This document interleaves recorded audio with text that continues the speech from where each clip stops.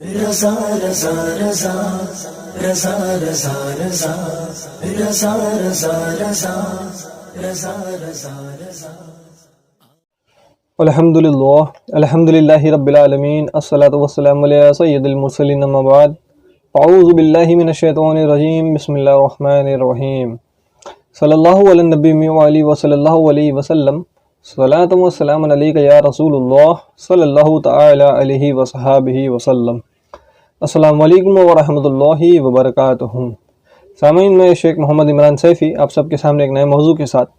آج کا جو موضوع ہے وہ ہے کہ اذان سے پہلے درود شریف پڑھنا کیسا، صلاۃ و سلام پڑھنا کیسا۔ مجھے کل ہی میرے ایک دوست نے ایک ویڈیو بھیجا، طارق مسعود صاحب دیوبندی کی۔ اس میں وہ جناب کافی کچھ کہتے ہیں، اذان سے پہلے درود شریف پڑھنے کے بعد کئی ساری مثالیں دیتے ہیں۔ تو آئے سب سے پہلے آپ اس ویڈیو کو سن لیں۔ میں چاہتا ہوں کہ پہلے وہ پوری ویڈیو سن لیں، تاکہ ویڈیو سننے کے بعد پھر انشاءاللہ جب جواب دیں گے تو آپ لوگوں کے سمجھ میں آ جائے گا کہ یہ موضوع کہاں لے جا رہا ہوں میں۔ آپ کو تو پتہ ہی ہے کہ دیوبندیوں کے گھر کا حل، یہ بکس اعلیٰ حضرت میں اتنے ڈوبے ہوئے ہیں کہ خود کے گھر کی کتابیں تو پڑھتے نہیں ہیں، ہاں، لیکن یہ اعتراض ضرور کرتے ہیں۔ اور یہ میں تو پہلے بھی کہہ چکا ہوں، کئی دفعہ کہہ چکا ہوں کہ دیوبندی کو تو ہمیں دلیل دینے کی ضرورت ہی نہیں ہے، ان کو تو الزامی جواب دے کر ہی ہم دفن کر دیں، کیونکہ وہی ساری چیز ان کے گھروں میں بھی ہوتی ہے۔ لیکن کیا ہے نا، اتنا آنا ہے اور بغض اعلیٰ اتنا ان میں بھرا ہوا ہے کہ یہ اپنے گھر کی کتابیں نہیں دیکھتے، بس بے دھڑک بدعت، شرک، مشرک اس کے فتوے آتے رہتے ہیں وہاں سے۔ خیر انشاءاللہ آپ سب سے پہلے طارق مسعود صاحب کی اس ویڈیو کو سن لیں، 2 منٹ کی ہے، اس کے بعد ہم انشاءاللہ جواب دیں گے۔ تو آپ اس کی ویڈیو سنیں۔ نبی صلی اللہ علیہ وسلم نے فجر کی نماز میں کتنی رکعتیں پڑھی ہیں؟ 2 فرض پڑھے ہیں۔ تیسری سے منع کرنا کسی بھی حدیث سے ثابت بولو بھائی نہیں۔ آپ کہہ سکتے ہیں ایک دفعہ آپ نے عصر میں اضافی رکعت پڑھائی تھی تو سردہ سہو کیا تھا، اس سے پتہ چلتا ہے کہ 1 رکعت زیادہ ہوگی تو کیا ہوگا، یہ غلط ہے۔ تو کہیں بھی ایسا نہیں ہے کہ 1 رکعت میں 2 سردوں سے زیادہ سے آپ صلی اللہ علیہ وسلم نے منع کیا ہو۔ کوئی ایسی حدیث دکھا دیں جس میں 2 کے بعد تیسرے سردے سے نبی نے منع کیا ہو۔ ہر چیز میں اصل کیا ہے، اباحت ہے، جواز ہے۔ تو نماز میں اگر 2 کے بجائے کوئی 3 سردے کرنا چاہے تو وہ بھی کیا ہونا چاہیے، جائز ہونا چاہیے نا۔ کیا خیال ہے بھائی؟ اذان سے پہلے صلاۃ والسلام پڑھا جاتا ہے، منع کیا جائے تو کہتے ہیں اس کے ناجائز ہونے کی کوئی دلیل نہیں ہے۔ تو میں ان سے کہتا ہوں اذان جب کمپلیٹ ہوتی ہے لا الہ الا اللہ تو آگے محمد الرسول اللہ بھی لگا لو، کیونکہ اس کے ناجائز ہونے کی بھی کوئی دلیل، ارے بول لو بھائی لا الہ الا اللہ پہ اذان ختم ہو رہی ہے تو اگر کبھی مؤذن محمد الرسول اللہ بھی لگا دے تو کوئی غلط جملہ کہہ رہا ہے وہ، بلکہ کلمے کو کمپلیٹ کر رہا ہے، توحید کے ساتھ رسالت کی گواہی بھی دے رہا ہے۔ تو یہ منطق چلے گی وہاں پہ، ساری پبلک نکل کے آ جائے گی بھائی پہلی دفعہ ایسی اذان سن رہے ہیں۔ تو جیسے اذان کے آخر میں ایڈیشن جائز نہیں ہے، اذان کے شروع میں بھی بولو بھائی، یہ جو ہر چیز میں اصل اباحت ہے، یہ ہر چیز نہیں ہے۔ اباحت عبادت میں اصل اباحت کہتے ہیں جائز ہونا، عبادت میں اصل اباحت بولو بھائی نہیں ہے۔ عبادت میں توقیف کا مطلب جس طرح جس کیفیت کے ساتھ جو عبادت منقول ہے اس میں ذرہ برابر بھی آپ ایڈیشن نہیں کر سکتے۔ تو سامعین، آپ نے سنا طارق صاحب کی ویڈیو کو۔ طارق صاحب کیا کہتا ہے، میں دوبارہ سے اسے ریپیٹ کر دیتا ہوں تاکہ آپ کے ذہن میں بنا رہے۔ طارق صاحب کہتا ہے کہ فجر کی نماز میں 2 رکعتیں اگر 3 پڑھ لے تو اس کی کوئی منائی کسی حدیث شریف میں نہیں آئی ہے نا، تو اس میں حرج کیا ہے، وہ کر سکتے ہیں۔ پھر آگے وہ کہتے ہیں کہ سجدہ سہو کر کے، انہوں نے جو سجدہ سہو کا ذکر کیا کہ 1 رکعت پڑھنا صحیح نہیں ہے، تو اس کو سجدہ سہو کر کے نماز کو صحیح کیا جا سکتا ہے۔ پھر انہوں نے کہا کہ لیکن ایسا کہیں لکھا نہیں ہے کہ یہ چیز منع ہے، تو اس کی ان کو دلیل بھی چاہیے۔ پھر آگے وہ ذکر کرتے ہیں، تذکرہ کرتے ہیں، اذان سے پہلے صلاۃ والسلام پڑھا جاتا ہے، اور جب طارق صاحب دلیل مانگتے ہیں تو کہا جاتا ہے کہ اس کے منع ہونے کی کوئی دلیل نہیں ہے۔ یعنی طارق مسعود صاحب جب کسی سے دلیل مانگتے ہیں کہ آپ اذان سے پہلے درود شریف جو پڑھتے ہو اس کی دلیل کیا ہے، تو سامنے والا کہتا ہے کہ اس کی منع ہونے کی کوئی دلیل موجود نہیں ہے، تو بلا شبہ یہ جائز ہے اور اس لیے ہم یہ کرتے ہیں۔ پھر یہ کہتا ہے کہ اذان کے آخری میں کلمہ بھی تو ہے، اسے پورا کر لو، یعنی لا الہ الا اللہ محمد رسول اللہ کہہ کر کے اسے پورا کر لو، کیوں کہ اس کے ناجائز ہونے کی کوئی دلیل نہیں ہے، اس کے منع کے ہونے کی کہیں دلیل نہیں ہے، اور کلمہ تو بہت اچھی چیز ہوتی ہے، تو اس کو کمپلیٹ کرنا بھی کوئی گناہ نہیں ہے۔ پھر خود کہتے ہیں کہ جیسے اذان کے آخری میں ایڈیشن کرنا جائز نہیں ہے، ویسے ہی اذان کے شروع میں بھی ایڈیشن کرنا جائز نہیں ہے۔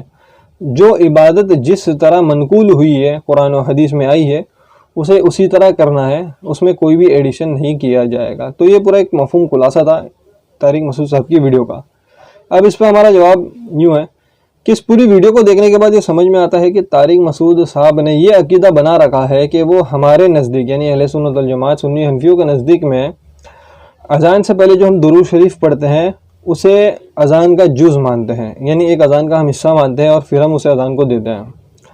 تو اگر ایسا ہے تو طارق مسعود صاحب کے اوپر دلیل بنتی ہے کہ وہ ایک دلیل پیش کرے کہ اہل سنت والجماعت سنی حنفیوں کا یہ عقیدہ ہے کہ ان کی معتبر فلاں کتابوں میں، یہ اعلیٰ حضرت نے اپنی فلاں کتاب میں یہ لکھا ہے کہ اذان جو ہے، درود شریف جو ہے یا صلاۃ السلام جو ہے وہ جز ہے اذان کا، تب جا کے ان کے اتنے سارے اعتراضات بنتے ہیں۔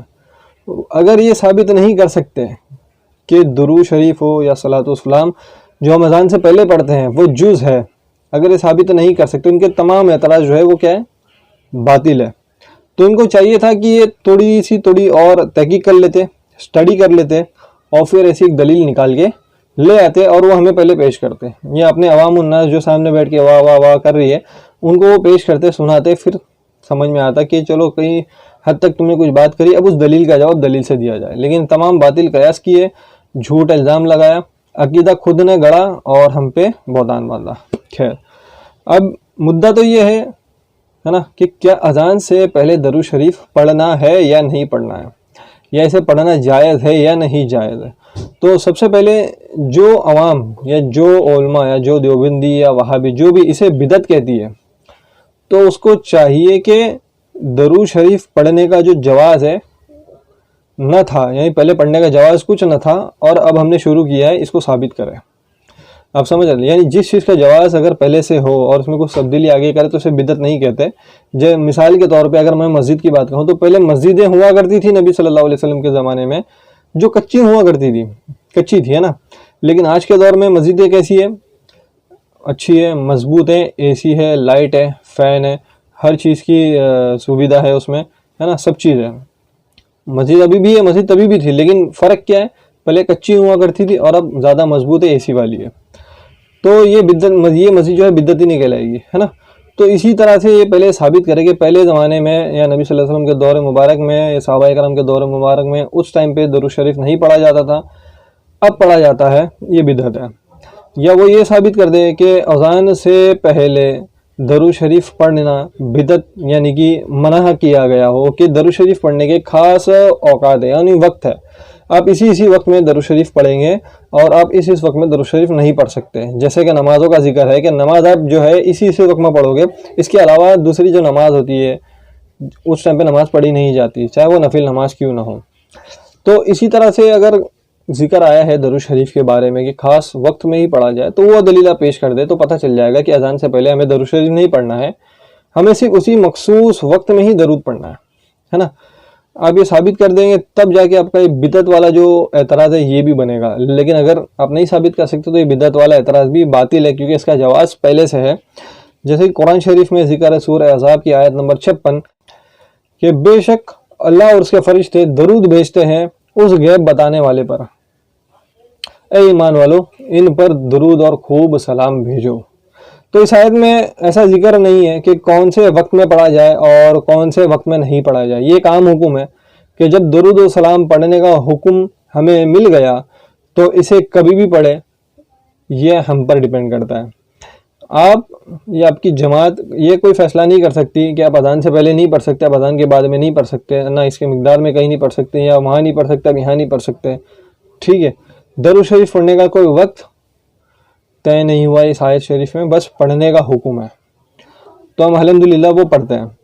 ثانیاً یہ کہنا کہ اس کی منائی نہیں ہے، وہ ہم کس بنیاد پر کہتے ہیں؟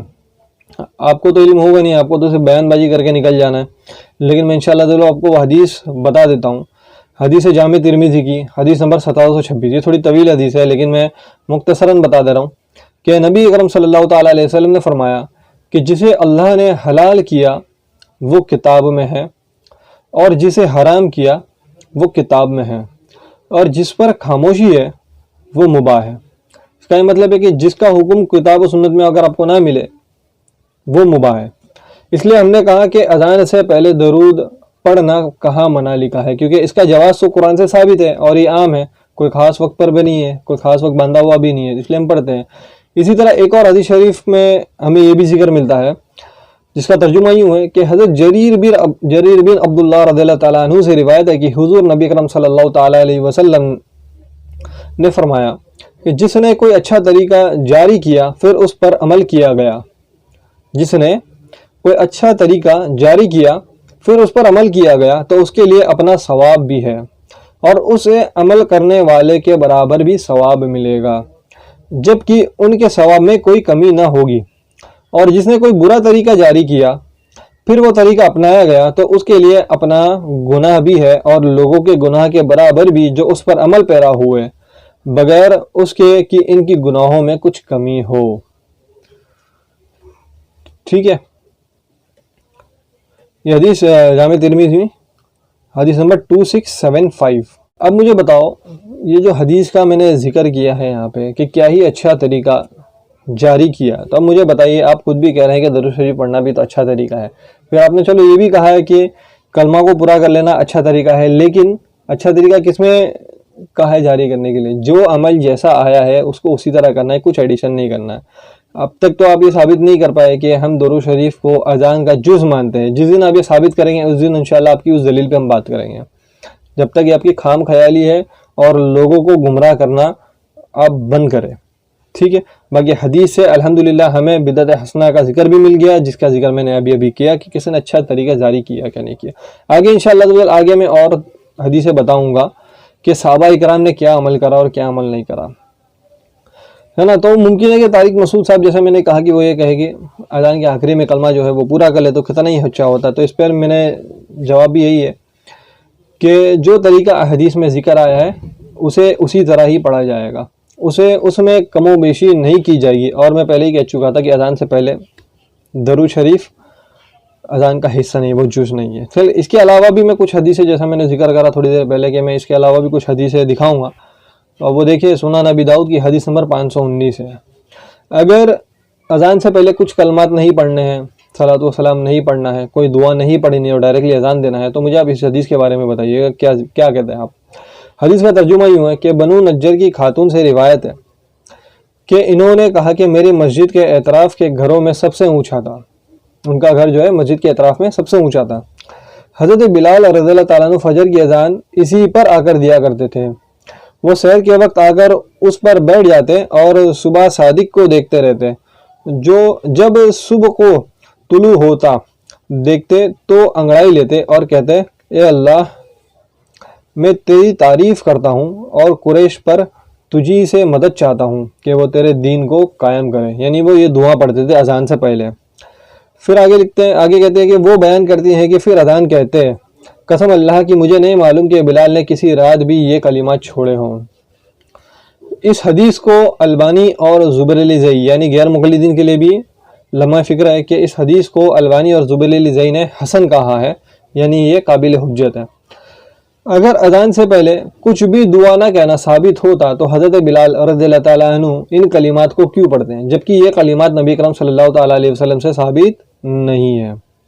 ٹھیک ہے، پھر بھی آپ حضرت بلال رضی اللہ تعالیٰ عنہ کے کیا کیا، انہوں نے اذان سے پہلے یہ کلمات پڑھے اور پھر حدیث کے مطابق یہ کلمات کے بعد انہوں نے اذان دینا شروع کرا، اور یہ ہر ٹائم کا ان کا معمول رہا ہے. ٹھیک ہے نا. اسی طرح ایک اور حدیث شریف ہے، لیکن اس سے پہلے میں بتا دوں یہ بہت ہی بیسک بات ہے، بیسک چیز ہے. جب کسی شخص کو چھینک آتی ہے تو وہ کیا پڑھتا ہے؟ الحمدللہ رب العالمین، یہی کہتا ہے نا، الحمدللہ یہ کہتا ہوگا، ہے نا. اب یہ تو حدیثوں سے ثابت ہے، اس میں نبی اکرم صلی اللہ علیہ وسلم نے کبھی کوئی اضافہ نہیں کیا، حتیٰ کہ کوئی حدیث سے میں نے تو نہیں پڑھی، میرے علم میں تو نہیں ہے کہ اس میں کوئی ایسا حدیث میں اضافہ کیا گیا ہو کہ الحمدللہ رب العالمین کے علاوہ بھی کئی ایسے الفاظ استعمال کیے گئے ہو نبی اکرم صلی اللہ تعالیٰ علیہ وسلم نے، ہے نا.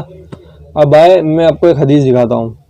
شعیب الایمان جلد 7 حدیث نمبر 9326 ہے. اس کا ترجمہ یوں ہے کہ حضرت ابن عمر رضی اللہ تعالیٰ عنہ کے سامنے ایک آدمی نے چھینک لی اور الحمدللہ رب العالمین کہا. حضرت عمر نے کہا کہ اگر آپ کو اس کو مکمل کر لیتے اس طرح والصلاۃ والسلام علی رسول اللہ صلی اللہ تعالی علیہ وسلم تو زیادہ بہتر ہوتا. یہ حضرت ابن عمر رضی اللہ تعالیٰ عنہ کا عقیدہ ہے کہ چھینک آنے پر الحمدللہ کے ساتھ ساتھ اگر وہ شخص یہ کہہ دیتا والصلاۃ والسلام علی رسول اللہ صلی اللہ تعالی علیہ وسلم تو زیادہ بہتر ہوتا کہتے. امام بحقی کہتے ہیں کہ اس کی سند صحیح ہے. تو مجھے بتایا کہ حضرت ابن عمر رضی اللہ تعالیٰ عنہ کا اضافہ ہمیں کیا سکھا رہا ہے, اور یہ صحیح حدیث ہے. الحمدللہ کے بعد درود و سلام کا اضافہ کیا گیا, یعنی چھینک آئی الحمدللہ رب العالمین والصلاۃ والسلام علی رسول اللہ صلی اللہ تعالیٰ علیہ وسلم. یہ طریقہ حضرت ابن عمر رضی اللہ تعالیٰ عنہ سکھا رہے ہیں. تو کیا یہ اچھا طریقہ نہیں تھا؟ جو ایجاد کیا گیا؟ اور بقول آپ کے ضد اور حد درمی جو صرف بریلویوں کو ٹارگٹ کیا ہوا ہے, تو یہ کھلے عام آ کر بتا دے کہ بریلوی جو بھی عمل کریں گے اگرچہ وہ قرآن و حدیث میں ان کا عمل ملتا ہو, اگرچہ صحابہ اکرام کے فعل سے ان کا عقیدہ ثابت ہوتا ہو, ہم انہیں کچھ نہیں کہیں گے, ہم وہاں نہیں بولیں گے, ہم صرف بریلویوں کو زبرن ٹارگٹ کریں گے. اگر ایسا ہے تو کھل کے آؤ عوام کے سامنے پھر بتاؤ, تاکہ یہ تو پتہ چل جائے کہ دیوبندیوں میں اور وہابیوں میں کتنا بغض بھرا ہوا ہے بریلویوں کے لیے, یعنی اعلی حضرت امام احمد رضا خان فاضل بریلوی رضی اللہ تعالیٰ عنہ کے لیے. خیر, یہ تو ذکر تھا حدیثوں کا جن کی نظر ہو سکتا ہے ممکن ہے کہ طارق مسعود کی نہیں گئی ہو. اگر گئی ہوگی بھی تو انہوں نے ان حدیثوں سے استدلال کیوں نہیں لیا, یا انہوں نے یہ کیوں نہیں سمجھا کہ اس طرح سے کرنا بھی صحیح ثابت ہو سکتا ہے. خیر, اب میں خود دیوبندیوں کے گھر کی گواہی آپ کو انشاءاللہ دکھاتا ہوں. دیوبندی کے گھر کی گواہی روزنامہ جنگ لاہور میگزین ہے, 14 سے 21 جنوری کی اور 1983 عیسوی کی ہے. دیوبندی مولوی عبد الرحمن جامعہ اشرفیہ فیروز پور روڈ لاہور کا فتویٰ ہے. کیا لکھا ہے اس میں؟ ایک سوال ہے, سوال کے جواب میں لکھتے ہیں کہ صلاۃ و سلام اس میں کوئی شک نہیں کہ بہترین عبادت ہے اور ہر وقت اس کو پڑھنا باعث رحمت و برکت ہے, مگر دیکھنا یہ ہے کہ آئندہ آنے والی نسل اس کو اذان کا جز تو نہیں سمجھ لے گی. اگر اس کو اذان کا جز سمجھ لیا گیا تو پھر یہ بلا شبہ بدعت ہوگی جس کی مذمت واضح ہے. انصاف کی بات یہ ہے کہ اذان سے پہلے پڑھنے والے اذان سے پہلے پڑھے اور اذان کی طرح اونچی آواز سے نہ پڑھے, بلکہ آواز قدر پست ہو اور اذان اور صلاۃ و سلام میں فاصلہ ہو, اگرچہ آدھے منٹ کا ہی ہو, تو پھر انشاءاللہ العزیز بدعت ہونے کا احتمال نہیں ہوگا. تو سامعین, اس فتوے سے کیا معلوم پڑا آپ کو؟ اس فتوے سے یہی معلوم ہوا ہے کہ جز سمجھا جائے, اگر اذان کے ساتھ درود شریف کو جز سمجھا جائے تو بلا شبہ وہ بدعت ہے اور اس پہ مذمت واضح ہے. درود کو اذان کا بلکہ فاصلہ رکھ کے پڑھا جائے تو جائز ہے. اب فاصلہ کتنا بتایا انہوں نے؟ آدھے منٹ کا. آدھا منٹ کتنا ہوتا ہے؟ 3-4 اپنے سانس لے لی اچھے سے بھر کے, کیونکہ اذان دینے کے لیے تو اچھے سے بھر کے سانس لینا, پھر کھینچ کے اپنے کو اذان دینی ہے نا. تو الحمدللہ رب العالمین, جب اہل سنت الجماعت کی سنی مسجدوں میں جب اذان دی جاتی ہے تو ہمیشہ پہلے درود شریف پڑھا جاتا ہے, پھر کم سے کم آدھے منٹ کا تو وقفہ رہتا ہی ہے, اتنا ٹائم تو رہتا ہی ہے, پھر بعد میں اذان شروع کی جاتی ہے.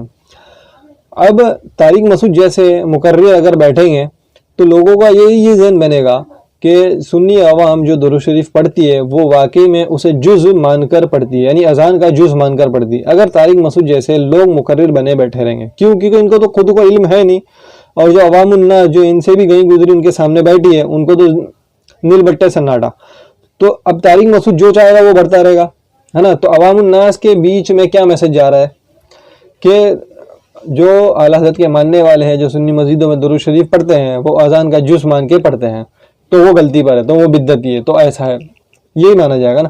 اگر طارق مسعود کو ذرہ برابر بھی علم ہوتا ہے اس کے اوپر, یا پراپر تحقیق کری ہوتی انہوں نے, تو یہ عوام الناس میں میسیج غلط نہیں جاتا, اور بالکل صحیح میسیج جاتا کہ یہ درود شریف جو پڑھتے ہیں تو ان کو احتمال رکھ کے بیان کرنا چاہیے کہ اگر کوئی یہ مان کر مانے تو بدعت ہوگا, اگر کوئی یہ مان کر کہے تو بدعت نہ ہوگا, جیسے کہ ان کے بڑے بڑے علماء کرام نے, عالموں نے فتویٰ دیا ہے. ٹھیک ہے نا.